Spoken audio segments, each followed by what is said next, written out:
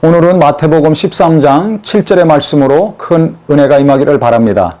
7절의 말씀은 더러는 가시떨기 위에 떨어짐에 가시가 자라서 기운을 막았고, 세 번째 밭은 가시밭입니다. 가시밭. 그 흙은 있는데 땅도 좋은데 이게 가시가 있죠.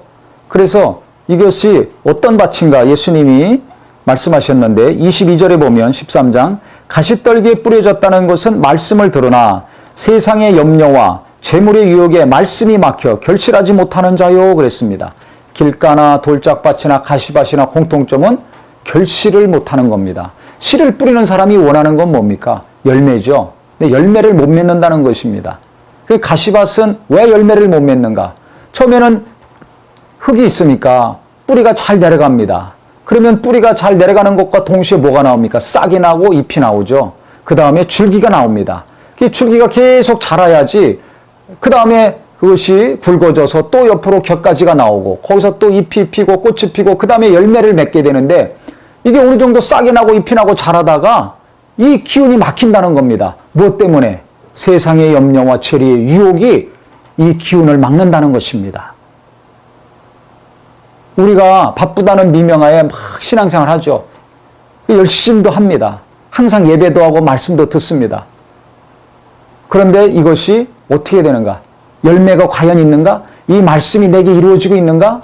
아닌가? 우리가 이것을 잘 살펴야 됩니다. 첫째는 말씀이 내게 들어오고 있는가 아닌가? 원수가 악한 영들이 혼미케 해서 말씀을 뺏어가고 내게 들어오고 있는가 아닌가를 먼저 보셔야 되고, 두 번째는 내 안에 어떤 강팍함과 완악함과 교만함과 불순종이 있어서 돌짝같이 딱딱한 마음이 되어서 처음에는 은혜 받고 기쁘고 감사하는데 그 다음에 조금만 어려우면 흔들리고 무너지고 시험 들고 원망하고 불평하는 사람인가 아닌가 체크를 하셔야 되고, 세 번째는 계속 원망도 없고 불평도 없고 강팍함도 없는데 신앙생활하고 기도도 하는데 이게 응답이 안 와요.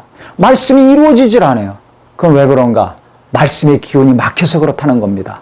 심하게 시험 들거나 흔들리거나 요동하거나 자빠지고 넘어지지는 않는데 열매가 없는 삶, 말씀이 이루어지지 않는 삶. 이분들은 신앙생활 그래도 잘하는 분들이죠. 열매가 없을 때, 말씀이 이루어지지 않을 때는 내 내면을 보셔야 됩니다. 주님은 그 이유를 분명히 말씀하셨습니다. 내 안에 말씀과 함께 뭐가 있냐면 세상의 염려와 돈에 대한 염려, 유혹이 같이 자라고 있다는 것입니다. 하나님 말씀이 심겨져서 그 말씀에 뿌리가 내리고 싹이 나고 잎이 나고 줄기가 자라고 있는데 동시에 가시도 같이 자라고 있는 거예요. 그래서 가시가 말씀의 기운을 막았다는 것입니다. 말씀에 은혜 받고 기도도 열심히 하고 다른 것도 열심히 하고 믿음도 있는데 그것만 있어야 되는데 가시가 자라고 있어요. 그래서 내가 세상 일을 너무 염려하고 물질에 대해서 계속 계산하고 따지면서 염려할 때 그 기운이 말씀을 가로막습니다. 어떻게 해야 됩니까? 가시를 제거해야 되죠. 가시를 걷어내야 됩니다. 가시를 잘라내야 됩니다. 그래서 말씀에 은혜 받고 기도하는 것만 생각하지 마시고 무엇을 또 하셔야 되냐면 내가 내 안에 있는 가시 이거 잘라내는 기도도 해야 됩니다. 가시를 제거하는 간구도 같이 하셔야 됩니다.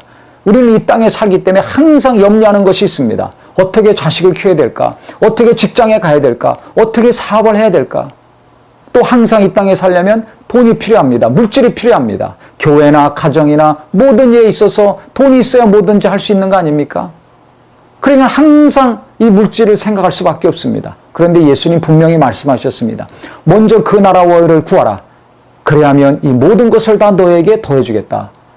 인간의 기본적인 의식주 문제는 먼저 그 나라와 의를 구할 때 먼저 하나님의 뜻을 구하고 하나님의 뜻이 이루어지고 하나님의 말씀이 이루어지는 것을 구하고 그것에 마음을 쓰고 신경을 쓰고 우선순위를 두고 살려고 자식을 키우려고 사업을 하려고 하나님의 일을 하려고 몸부림칠 때 하나님은 내가 이 땅에서 필요한 모든 것들 알아서 채워주신다는 겁니다. 이 믿음이 있을 때 이 세상의 염려와 체리의 유혹을 이 가시를 우리가 다 제거하고 열매 맺는 자가 될 수 있을 것입니다.